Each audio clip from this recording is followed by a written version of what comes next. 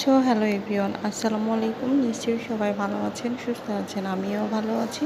আমার সঙ্গে কেন যে এরকম হয় আমি নিজেও ভেবে পাই না। হঠাৎ করেই আমার বর বলতেছিল চলো একটু নিউ মার্কেটে যাই। হকার্স মার্কেটে একটু কাজ আছে, ওর নাকি একটু প্যান্টের প্রবলেম হয়েছে, সেটা সারাতে হবে। তো গেলাম, কি আর করার। গিয়ে দেখি সব বন্ধ হয়ে গিয়েছে। একটুকুও ভালো লাগছিল না, মনটা এত পরিমাণে খারাপ হয়ে গেল। কারণ যে কাজটা করার জন্য বাহিরে যাওয়া হয় সে কাজটা করা না হলে খুব খারাপ লাগে। আর আমাদের সন্ধ্যায় লাগে রাত 10টা, আর ঘুমাই রাত 2:30 3টার সময় গাইজ। কিন্তু সবার তো বাসা আছে, সংসার আছে, এগুলো আমরা কখনোই বুঝতে চাই না। মনে হয় যে না, খোলা থাকবে, এসে দেখি সব বন্ধ হয়ে গেছে। তারপরে কি আর করা, তারপরে আমার বর একটু ভিতরে গেল। আমি ভাবলাম এখানে এই যে ফুড কর্নার আছে, এখান থেকে একটু খাবার খাওয়া যাবে। আর এই ফুড কর্নারের খাবারগুলো খেতে খুব ভালো লাগে। এখানে আসার পরে আরোই মন খারাপ হয়ে গেল, কোনো খাবারই নাই। আঙ্কেলটা বলছে কালকে আসেন, আপনি খাবার পাবেন। আজকে অনেক রাত হয়ে গিয়েছে, সব গুছিয়ে নিয়েছি, এখন বাসায় যেতে হবে। কি আর করার, রাস্তায় দাঁড়িয়ে থেকে থেকে সব বন্ধ হয়ে গিয়েছে। একটু ভিডিও করলাম, দাঁড়িয়ে থাকলাম। এই রাতের সৌন্দর্যটা অনেক সুন্দর, যেদিকে তাকায় সেই দিকে নিস্তব্ধ, কোনো শব্দ নেই। এই তো দেখতে পাচ্ছেন সব দোকানপাট বন্ধ করে দিয়েছে। কিন্তু যে কাজের জন্যে আসলাম সেই কাজটাই হলো না। খারাপ তো লাগারই কথা, তাই না?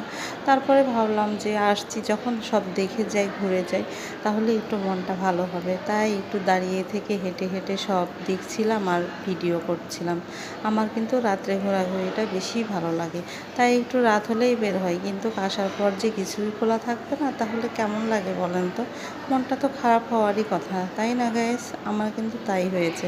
আপনাদের হয়তো বা খারাপ লাগে না, আপনারা ঠিক টাইমে আসতে পারেন, কিন্তু আমি কখনোই ঠিক টাইমে আসতে পারি না।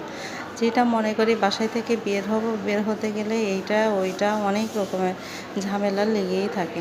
সব কাজকর্ম সেরে টেরে যখনই বের হই তখনই আমার সাথে এরকম হয়। এই তো দেখতে পাচ্ছেন এই ফুড কর্নারে কিচ্ছু নাই, সব গুছিয়ে নিয়েছে।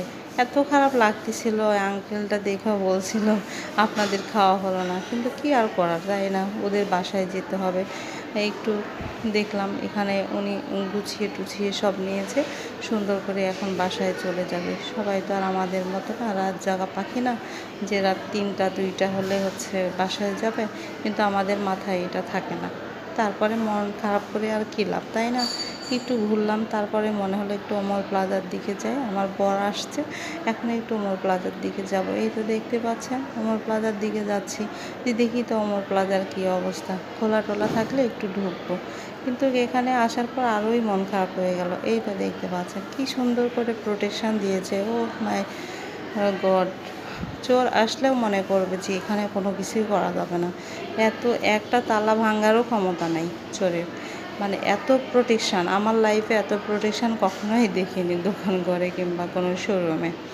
মানে সব কিছুতে সব তালা মেরে রেখেছে। এই তো দেখেন কি সুন্দর জায়গাগুলো। আর রাত্রে এগুলো দেখতে খুবই ভালো লাগে গাইজ, বিশ্বাস করেন। এই তো ঘোরাঘুরি করলাম, এখন বাসায় যেতে হবে। নগর ভবনে এই পাশ দিয়ে যাচ্ছিলাম, একটু ঘুরলাম, দেখলাম। সবাই ভালো থাকবেন, আল্লাহ হাফেজ।